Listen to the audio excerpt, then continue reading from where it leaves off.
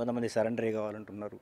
Surrender కావాలనేది షరతు కాదు. ఎందుకంటే సరెండర్ అయిన వాళ్ళతో చర్చలు ఏముంటాయి, ఇంకా అవసరం లేదు.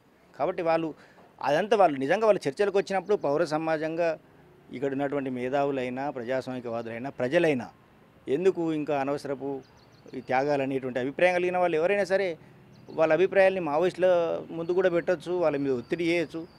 వాళ్ళ అవసరమైతే ప్రజలు బలంగా భావిస్తున్నారనేది వాళ్ళకి అర్థమయ్యేటట్టుగా అభిప్రాయాలు చెప్పొచ్చు. తద్వారా వాళ్ళు కూడా ఆలోచించుకునే అవకాశం ఏర్పడుతుంది కదా. కానీ మొత్తంగా నువ్వు అసలు చర్చలకే అవకాశం లేదని చెప్పి మేము నిర్మూలిస్తామనేది అయితే ప్రభుత్వం అనుకుంటున్నదో పూర్తి స్థాయి నిర్మూలన అనేది అసాధ్యమైన విషయం.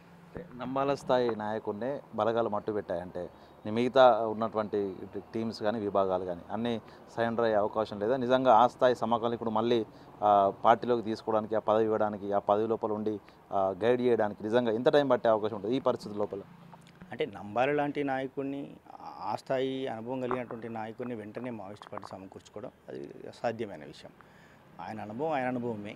ఆయన ఉద్యమాన్ని నిర్మించిన తీరు కానీ, ఆయనకున్నటువంటి విజన్ కానీ చివరి వరకు కూడా అంటే అంత వృద్ధాప్య వయసు వచ్చినప్పటికి కూడా తాను నమ్ముకున్న లక్ష్యం కోసమే నిలబడి ప్రాణాలైన ఇవ్వాలి తప్ప లొంగిపోవద్దనేటువంటి వైఖరి కలిగి ఉండడం అనేది అన్నీ కూడా చాలా రకాలుగా ఆయనకున్న అనుభవం ఆయనది ప్రత్యేకమైనది.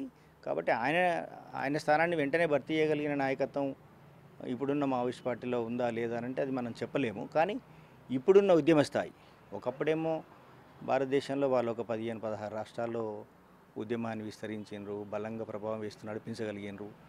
ఆ స్థాయిలో ఉన్నటువంటి ఉద్యమానికి బసవరాజు లాంటి వాళ్ళు నాయకత్వం వహించాల్సినటువంటి స్థాయి కలిగిన నాయకత్వం అవసరమే.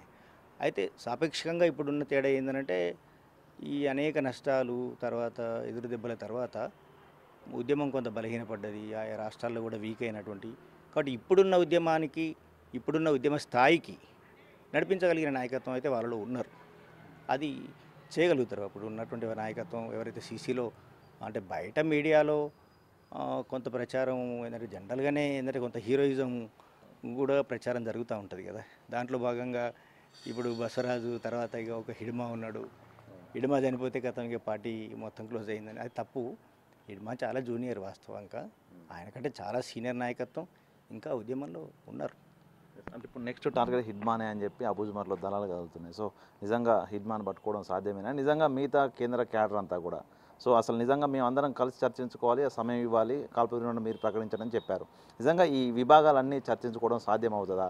ఒకవేళ కాకపోతే విభాగాలన్నీ కూడా సేఫ్ జోన్లో ఉండి తిరిగి ఎదురు ఫైట్ చేసే పరిస్థితులు కలిపిపోతాయి.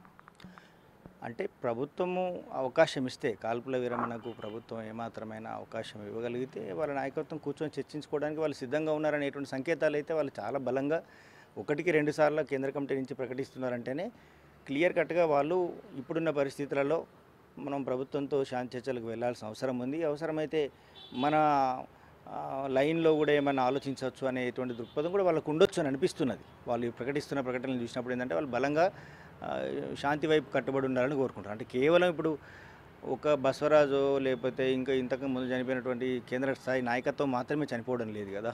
ఇప్పుడు అక్కడ చనిపోతున్న వాళ్ళల్లో చాలా చిన్న స్థాయి క్యాడర్ కూడా, ముఖ్యంగా ఆదివాసీ బిడ్డలు ఎవరైతే ఉన్నారో వాళ్ళు మావోయిస్ట్ పార్టీలో చేరి పనిచేస్తున్న వాళ్ళు కూడా చాలామంది 10ల సంఖ్యలో 100ల సంఖ్యలో చనిపోతున్నారు. ఇప్పుడు వాళ్ళ మరణాలు ఆగాలి కదా.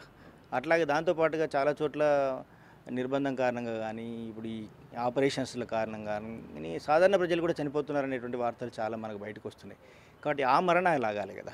వాళ్ళ దృష్టికోణంలో వాళ్ళ నాయకత్వంగా అంటే ఇప్పుడు ఒకవేళ వాళ్ళు సరెండర్ కాదలుచుకుంటే వాళ్ళు బాగా భయపడిపోయి, అంటే చాలా రకాల వార్తలు వస్తున్నాయి, భయపడిపోయి చేస్తున్నారని నేను అనుకుంటున్నా. భయపడిపోవడం అయితే వాళ్ళు బయటకు వస్తారు, భయపడ్డ వాళ్ళు ఎవరు ఉద్యమంలో ఉండరు, బయటకు వచ్చి హ్యాపీగా బతకాలని కోరుకుంటారు, భయపడి చావాలని అనుకోరు. కానీ వాళ్ళు చావాలని కూడా సిద్ధపడి ఉన్న వాళ్ళు ఉండవచ్చు.